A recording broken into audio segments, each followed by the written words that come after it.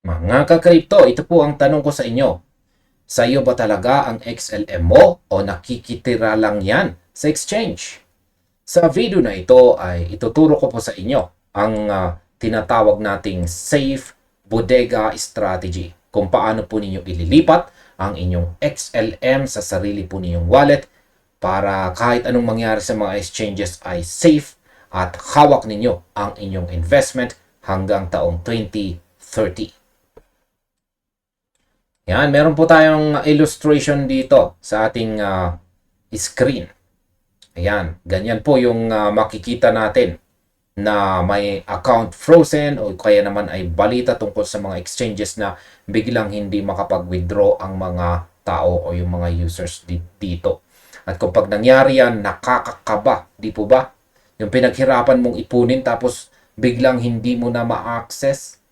Kaya naman, ngayon pong taong 2026, napapanahon na para seryosohin natin ang seguridad ng ating mga crypto assets. Hindi po tayo magte-technical analysis sa ngayon. Ang focus po natin ay kung paano po tayo magiging be your own bank. Ituturo ko po sa inyo kung paano ililipat ang inyong XLM mula sa mga exchanges patungo sa isang lugar na ikaw lang ang may control. Ito ay para sa mga gustong mag long-term hold na hindi kailangang mag-alala araw-araw kung bukas pa ba ang server ng exchange. At ayan, bakit nga ba natin kailangang ilabas ang ating XLM sa mga centralized exchanges or ang CEX?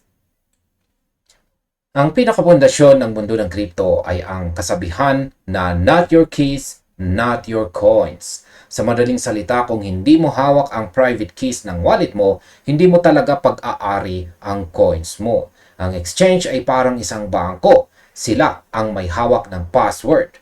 Kapag nagkaroon sila ng problema, halimbawa ay nahack sila, biglang nag-bankrupt, yan, o sila ay nahack or biglang na-bankrupt, apektado ang pera mo. Marami ang nagtatanong, safe ba ang Exodus? O kaya naman ay safe ba ang ganitong software wallet? Ang sagot ko ay oo, basta't ikaw ang may hawak ng iyong recovery phrase. Sa isang non-custodial wallet, ikaw ang may absolute control. Walang sinuman, kahit ang kumpanya ng wallet app ang makakakuha ng pera mo kung itatago mo ito ng maayos or itatago mo ang iyong security keys ng ligtas. Sa kabilang banda, ang custodial wallet ay yung nasa exchange naman. Nakikita mo ang balance mo sa screen. Pero ang exchange ang siyang may authority sa funds mo. Kung gusto nilang i-freeze ang account mo, kaya nila. Kaya naman sa mga long-term holders na ang goal ay mag-hold hanggang taong 2030, ang paglipat sa isang non-custodial wallet ay hindi lang isang opsyon. Ito ay isang obligasyon para sa seguridad. Isipin ninyo na lang ito na parang pagtatago ng ginto sa inyong sariling safe sa bahay. Imbis na itago ito sa vault ng iba na kailangan mo pang humingi ng permiso para makuha ito. Ngayon, saan natin itatago ang ating bodega? May dalawa po tayong main options kung saan. Yan po ay ang software wallets at hardware wallets. Para po sa software wallets, ang una kong maire-recommenda ay ang Lobster. Ito po ang itinuturing na gold standard para sa Stellar ecosystem. Napakadaling gamitin at talagang design para kay XLM. Ang goal mo ay makipag-interact sa iba't ibang assets sa Stellar Network. Ito po ang best choice kung yan ang iyong pakay. Pangalawa ay ang Exodus. Yan. Masasabi kong gusto ko po ang Exodus dahil napakaganda ng kanyang interface at napaka-user-friendly para sa mga nagsisimula pa lamang. Bukod po sa XLM, marami pang ibang coins ang pwede pong itago dito. Kaya maganda itong gamitin kung may iba ka pang mga assets. At ngayon, kung ikaw naman ay may status na whale o napakalaki ng holdings mo, naririyan ang hardware wallets na gaya ng Ledger o Trezor. Ito ay physical na device na mukhang USB. Dito, ang keys mo ay hindi talaga lumalabas sa device. Kaya kahit mahak ang computer mo, safe ang funds mo. Pero para sa karamihan ng mga nagsisimula, ang isang secure na software wallet na tama ang pagkakagawa ay sapat na.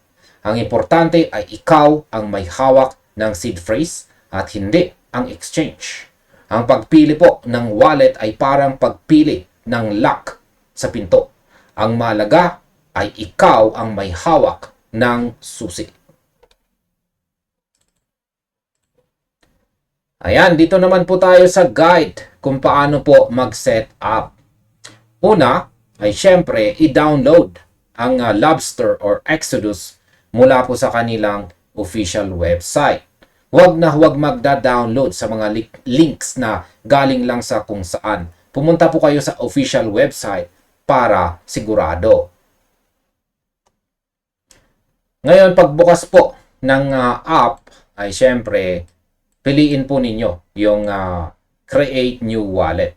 At dito po papasok ang the sacred rule. Yan po ang 12 o 24 words na tinatawag nating seed phrase.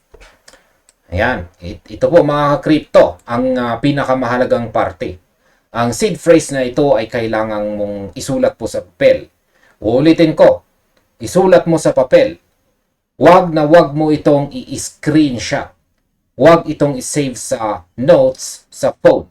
Huwag itong i-email sa sarili at huwag itong i-send sa messenger. Ang mga hacker ay naghahanap po ng mga ganitong digital footprints. Kung nakasulat po ito sa papel at itinago mo sa isang lugar na ikaw lang ang nakakaalam, walang hacker sa mundo ang makakakuha nito. Pagkatapos mong i-set up, hanapin ang iyong XLM address. Ayan, hanapin mo po ang iyong XLM address. I-click po ang receive o deposit sa loob ng app. Makikita mo doon ang mahabang string ng alphanumeric characters. Yan po ang iyong address. Ngayon ay pumunta ka sa exchange tulad po ng Binance o PDAX. I-click ang withdraw o send. I-paste mo ang iyong address mula sa Lobster o Exodus. May isang mahalagang paalala, kadalasan sa personal wallet. Walang memo na kailangan, pero siguraduhin i-check ang no memo box kung kailangan ito ng exchange para hindi po magka-error. I-double check ang address bago po i-send. Kapag na-confirm ng ilang minuto, ayan, makikita mo ang iyong XLM sa iyong personal na wallet. Ngayon ay dito na po pumapasok ang tinatawag nating uninstall strategy. Marami po kasing nagtatanong, yan, kailangan ko bang laging naka-install ang app? Ang sagot ko po dyan ay hindi. Kung ang plano mo ay mag-hold ng matagal, sabihin natin hanggang taong 2030, pwede mong i-uninstall ang app pagkatapos mong ilipat ang coins mo. Ang app ay parang tool lang para makita at ma-access ang coins mo sa blockchain. Pero ang totoo, pera mo ay nakatali po sa iyong seed phrase. Hanggat nasa iyo ang seed phrase, buhay po ang coins mo sa blockchain. Pwede mong i-uninstall ang app, i-reset ang phone mo, o bumili ng bagong phone pagkalipas ng 5 taon. Sa sandaling i-reinstall mo ang app at i-enter mo ang iyong seed phrase, lalabas po ulit ang lahat ng XLM mo. Ito ang tunay na kalayaan. Hindi mo kailangang mag-alala kung ma-virus man ang phone mo dahil wala na ang app sa loob nito. Ang mahalaga ay itago mo ang iyong seed phrase na parang kayamanan. At ayan, sa kabuuan, gusto ko pong magbigay ng final security check. Huwag na huwag ibibigay ang iyong seed phrase sa kahit sino, kahit pa may nagpapanggap na customer support ng wallet app o ng exchange. Walang totoong support ang hihingi ng iyong seed phrase. Kung may humihingi po niyan, sigurado scammer yan. Kaya i-report mo agad at i-block. Ang seguridad ng crypto ay nagsisimula po at nagtatapos sa iyo. Wag pong hayaang mawala ang pinaghirapan ninyo dahil lang sa maling storage o pagiging kampante. Maging mapanuri, maglaan ng oras na pag-aralan ang paglipat ng funds. Sa simula ay nakakatakot pero kapag nagawa mo na, magkakaroon ka ng peace of mind na ikaw lang ang may hawak ng iyong kapalaran dito sa mundo ng finance. Ngayon ay ano ang gamit mong wallet ngayon? I-comment mo sa ibaba para matulungan natin ang ibang mga ka-crypto natin dito na naghahanap din ng paraan para maging secure. At hanggang dito na lamang po tayo sa video na ito mga ka-crypto. Maraming salamat sa inyong panonood. Maaaring panoorin na rin po ninyo sunod ang recommended na video natin dito.